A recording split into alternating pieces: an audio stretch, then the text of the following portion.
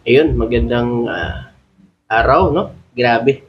Nakikita nyo ba yung nasa screen natin, mga kababayan? Grabe. Nakakatuwa naman na may ganito tayong senador. Pati itong EI video, pinaniniwalaan. Nakikita nyo ba yan? Yan po ay isang AI. Ngayon, na pinaniniwalaan ng mga DDS dahil pinost po ni Senador Bato de la Rosa. Ang masaklap dito, senador ka, pero hindi mo inaalam ang totoo kung ito ba ay original o AI. At ang mas... Kasi ito po, kung makikita nyo mga kababayan, ayan ang sinabi niya. Ayan, nakikita nyo sinasabi niya dyan. Sabi niya, mabuti pa daw ang mga bata nakakaintindi sa mga pangyayari. Makinig kayo, mga yelo at mga komunista. Ayan po mga kababayan. Mukhang hindi po ata alam ni Senador Bato de la Rosa ang AI. At saka tingnan nyo naman, no, sa ibang bansa po yan ginanap. Yung background nila mga kababayan sa India, mukha po atang hindi po updated si Senador Bato de la Rosa dito sa AI mga kababayan. Tingnan nyo naman yung post niya. Oh. Mabuti pa daw itong mga kabataan. Pero tingnan nyo naman yung background. Tingnan nyo po yung mga nakabilog na yan. Di ba sa ibang bansa yan? Lalo na ito guys. May papakita pa ako. Ito. Ayan. Ayan. Ito. Sim lang yan. Sim lang ng mukha. Di ba?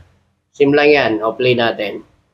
Maraming may confidential funds sa gobyerno, yung mga billions pa. But why single out the VP? They want justice, but their justice is selective. Paano man karami ang AI content na gawin ng mga DDS, hindi pa rin makakalaya ang kanilang tatay. Di ba? Narinig niyo mga kababayan? Same lang ng yan. AI po ang ginamit dyan. Ang masaklap lang dito, ang ating senador, sinir niya pa, ano pong nangyari? Hindi man lang inalam kung AI ba to o ano. Basta isi-share mo lang. Ano yan? Kung sa bagay, mga supporters nila, gano'n naman talaga eh. 'Di ba? Kahit fake news, pinaniniwalaan nila eh. Lalo na tong AI, mga kababayan. Pero kung hindi mo titingnan, kung hahayaan mo lang, siyempre maniniwala ka. Pero kung bubusiin mo, tingnan mo yung mga sa paligid, tingnan mo yung mga picture, yung background, doon mo makikita po mga kababayan kung saang lugar. 'Di ba? At tingnan nyo yung mga may bilog-bilog na mga ng kulay-pula na yan.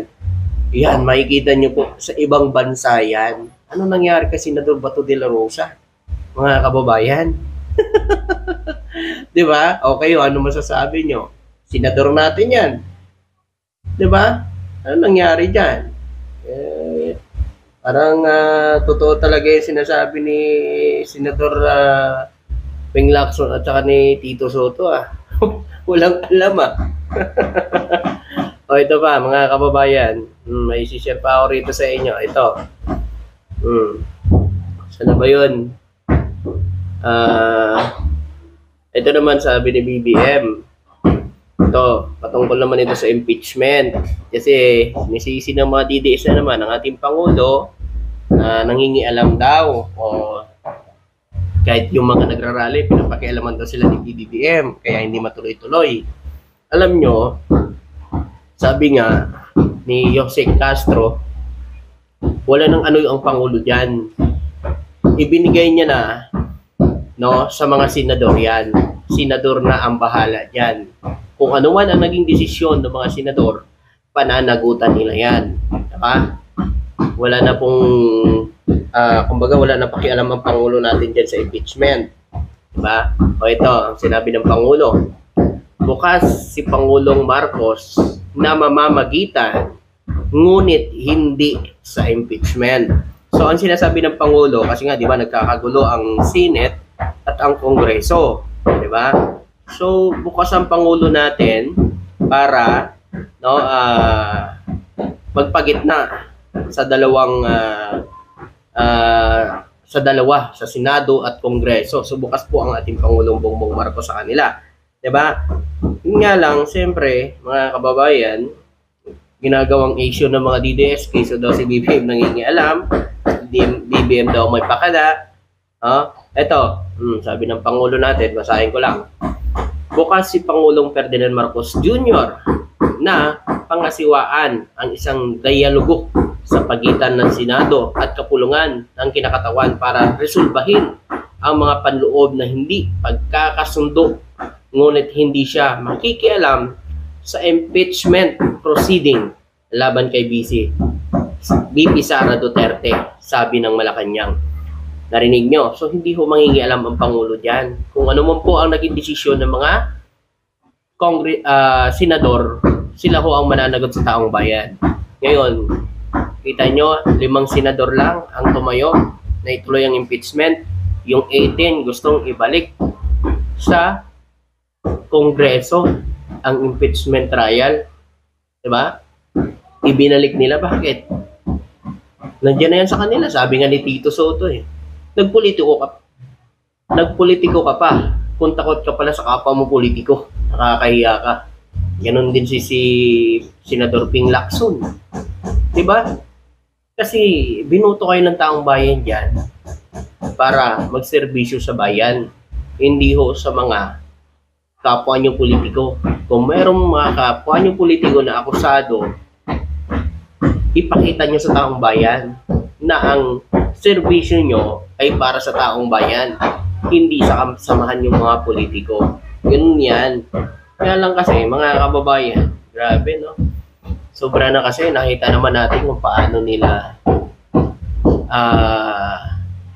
minamanipulate ang impeachment doon sa Senado.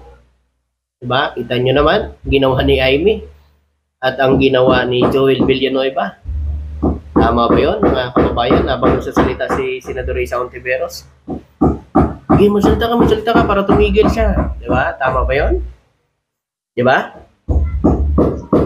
Ito naman, dito naman tayo sa good news ngayon, mga kababayan. Itong sa 20 per kilo na bigas ng ating Pangulong Bongbong Marcos, panoorin nyo to.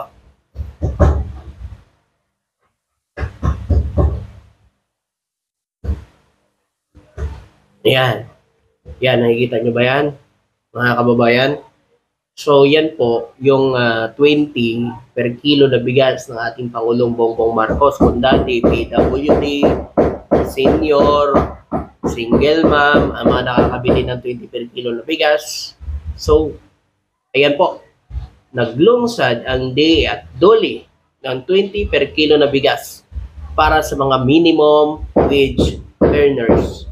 Para sa mga kababayan natin na sumasahod ng minimum, makakabili na sila ng 20 per kilo na bigas, mga kababayan.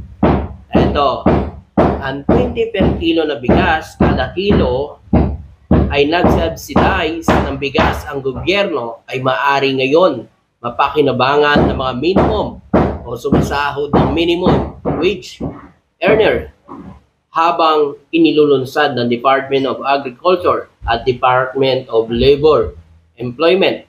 Nito lamang Biyernes, nationwide, mga kababayan.